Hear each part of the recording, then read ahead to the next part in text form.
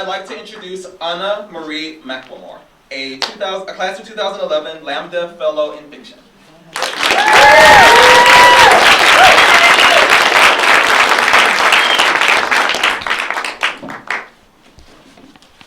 I was offered a box to stand on, but turned it down, so I just like it on record that I am wearing a dress back here.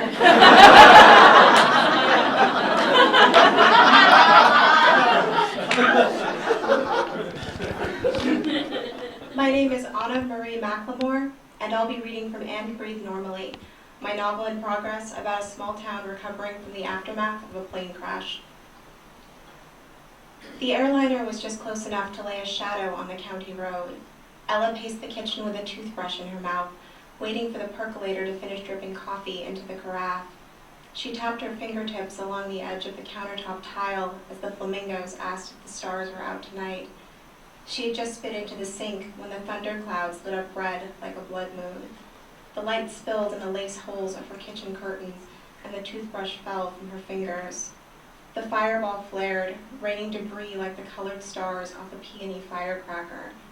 A minute and a half later, the meadow grasses in the open land behind the bakery caught fire. The extinguisher pin was already pulled out from the week before, when Ella gave the bananas Foster recipe her third try that month. Now she ran out the back door wobbling under its weight. The meadow grasses bowed in the wind, passing flame to neighboring blades. Just as she got a firm grip on the extinguisher, something tripped her. It hit her lower shin like a fallen tree, but nothing bigger than chicory grew back here. She lost her hold and fell forward, the canister knocking the wind out of her. She gulped at the cold air and pulled herself to her hands and knees. She hadn't gotten back the spare breath she would have needed to scream by the time she saw the dead boy, still buckled into an airline seat that had come loose from the plane like a baby tooth. His limbs were splayed into the grass, fingers of his left hand snagged on a rip in the seat's blue upholstery. He stared up into the sky where the firework had been. She thought she saw him blink, but it was only the wind in his eyelashes. The heat of the spreading fire prickled her back. Perspiration stuck locks of hair to the nape of her neck. Too much was burning, even for the new extinguisher. If she left the boy there, his family would have nothing to bury. Without a body, a funeral was nothing but church with easel sprays. 8 years ago, Ella's brother had thrown himself in the Kern River, and it was months before he washed up. They only knew because one of the night fishers saw him go in. For the service, her aunts had laid his best suit and tie on the satin lining inside the casket. It looked like he'd vanished or dissolved, and Ella kept waiting for the blazer and trousers to plump up with his reappearing body right up until they closed the lid. The boy's seat would not budge. Its metal frame had staked into the ground, and trying to move it only jostled his slack body. Ella unbuckled him and gripped under his arms.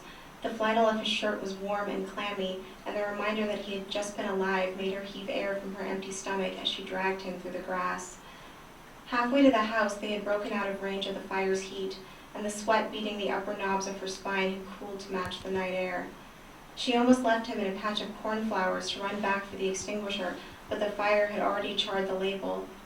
She shielded the boy's body and braced for the explosion, but the pressure release valve only hissed carbon dioxide at the surrounding flames. His eyes had fallen shut like a doll's. The wind lifted his hair off his forehead and rustled his eyelashes again, as though his eye muscles were twitching with sleep, Ella's second reminder that minutes ago he had lived. She coughed up what little water she had swallowed while brushing her teeth. It shined in the spring grass. She hunched her shoulder to her chin and wiped her mouth on her sleeve. She leaned over him to get a better grip under his arms. His eyes half opened and closed, and then half opened again. The glint of light in his irises came with a weak groan from the back of his throat. The ligaments under his arms tensed against Ella's fingers. Her grip loosened, her palms opening to find his pulse through the fabric. She tried to speak, but the feeling of the fire extinguisher hitting her stomach returned, taking her breath. She swallowed and tried again. Nothing came. She clenched her throat until it cramped and then relaxed. "Can you talk?" she asked. He opened his mouth, and a full drop of blood drew a trail from his lower lip to his chin. "Please," he said, "no doctors."